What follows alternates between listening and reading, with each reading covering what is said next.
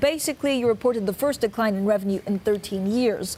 A lot of analysts are telling us you're paying the price for letting the organization grow too big and too complex. You've been in charge for a short while. How do you plan to refocus and regroup? It's true. I think the first thing I take note of is really that, yes, revenue declined, but our consumer sales, so the actually consumer purchases of Lego actually stayed flat over the years. So a lot of when we talk about cleaning up inventories, it's actually because in 16 we built inventories in the retail. Now in 17 we took it down, and that actually marks the decline in revenue. So you can say the actual consumer sales of Lego is at the same level. So we have a strong foundation. And we actually ended the year pretty strong, so we had a good in-season. We were on the top of children's wish list in many of the big markets. We remained there. We even built some of that position in some of the big markets. So we come in now to 2018 in a good fashion, and we'll use that to build the foundation and invest in what it takes to actually get back on a growth journey. But what does that mean in terms of, your focus? I know a couple of years ago you had Frozen Lego, that sold very well. Then you had Batman, that was less, to investors' appetites. And then Star Wars was also not as a good seller as you thought it was. So do you go into video games from now more aggressively, or do you stay with the little bricks but go on to different products?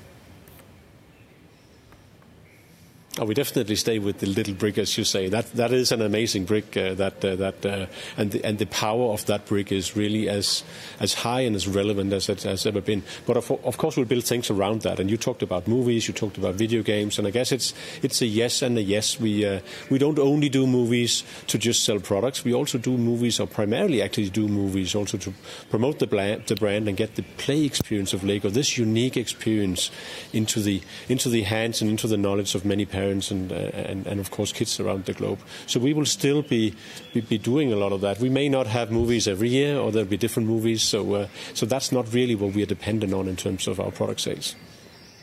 Okay, are you happy with the simplification and the reduction of the organization so far, or do you have to do more? No, I think I'm happy with what we have achieved so far in that sense. I think from here, the simplification and the focus and the power will really come from also us being quite clear on our priorities, and I think we are that right now. We're going to drive a few priorities pretty hard.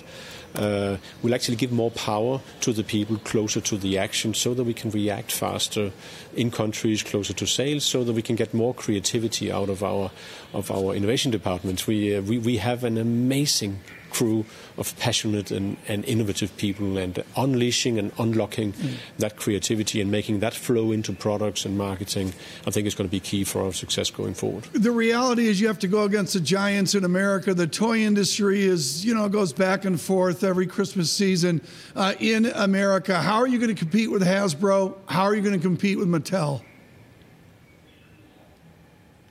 I think that's nothing new. I think we've had a long history of competing with the two, forward? And of course also a lot of other companies.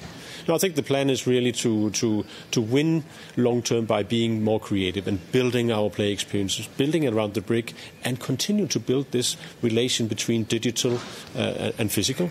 We have a lot of solutions. Maybe just bring to mind the Lego Boost that we have launched at the second half of 17, that actually allows children down to third grade actually building things, kind of building robots, building guitars that can play, building cats that can sing or speak out of a robot, and program it in a very simple programming language all the way from there. And it will actually help them to move all the way into secondary school, into gymnasium, or high school, or even into university, and supporting that. So I think we have some really interesting things around learning and around the brick. Over the week, maybe the last 2 weeks, sir, I read an exceptionally kind review of the Lego movie, saying it was incredibly smart, etc. You've done a great job of leveraging the brand, which means everybody wants to buy you. Explain to our global audience how the private company digests the many offers you get from bigger, larger toy manufacturers.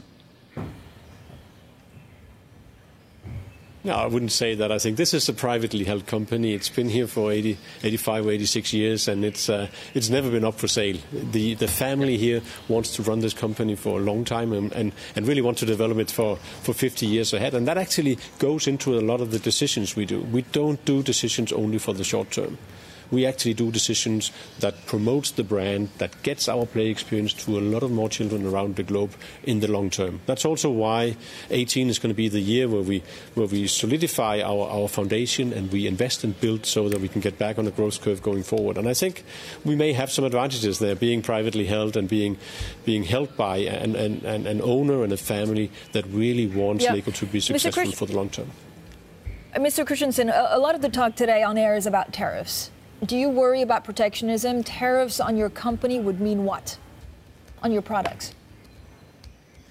Yeah, I'm not too worried about that discussion as such. I think in general, we believe that free trade is a good thing and that tariffs are not good. I don't think we are that dependent on that. If you think about the U.S., we're in the U.S. to promote the BRIC and our play experience to all the children in America, and it's less so for tax reasons or tariff reasons.